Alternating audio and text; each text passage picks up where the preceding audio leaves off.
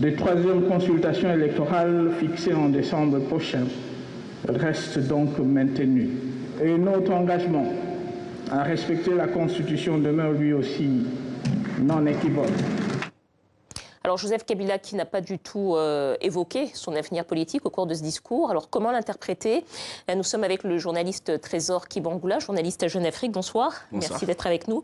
Alors première question peut-être, hormis le fait que Joseph Kabila ne clarifie pas finalement les choses sur sa propre candidature, d'où viennent les inquiétudes de l'opposition? C'est justement l'attitude même du président Joseph Kabila qui justifie les appréhensions de l'opposition. Beaucoup d'opposants craignent que le président Kabila finalement trouve un malin plaisir à maintenir ses flous sur son devenir politique et en même temps qu'il lance de signaux contradictoires sur ce qu'il va faire ou pas. Et c'est le cas notamment de ses dernières nominations au sein de l'état-major général, parce que c'est un réaménagement qui est destiné à rassurer beaucoup des généraux qui sont sous les sanctions de l'Union européenne ou des sanctions américaines. On a constaté les retours en force du général Numbi qui était depuis 2010. Qu'est-ce que ça pourrait vouloir dire, toutes ces nominations? Mais justement, le président Kabila avait rassuré ses officiers pour leur dire que voilà, vous pouvez compter sur moi et inversement. Parce qu'à un moment donné, lorsqu'il va décider de dévoiler son intention, il va compter sur cet appareil sécuritaire pour peser sur la classe politique et conserver les pouvoirs, même s'il est lâche à un moment donné.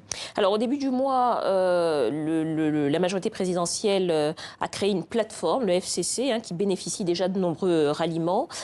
Qu'est-ce que ça peut bien vouloir dire des intentions de Joseph Kabila et de son régime? Parce qu'il y a le FCC à côté de la majorité présidentielle qui existe déjà. Justement, dans le prochain numéro de Jeune Afrique qui va paraître ce dimanche, nous revenons un peu sur cette stratégie du président Kabila. Pourquoi il décide aujourd'hui de lancer une nouvelle plateforme qui s'annonce une large coalition électorale alors qu'il avait déjà la majorité présidentielle. Et lorsque on discute avec ceux qui ont travaillé dans les coulisses, dans ce qu'ils appellent les comités stratégiques ou des gens qui ont élaboré les plans, et on découvre que le président veut créer une sorte de Chama Mapinduzi, à l'exemple du ex-parti unique en Tanzanie ou une sorte des ZANU-PF dans d'autres pays en Afrique australe, justement pour essayer de conserver les pouvoirs lorsque... Un parti fort. Un parti fort qui pourrait justifier sa possibilité de rester aux affaires même s'il n'est plus là.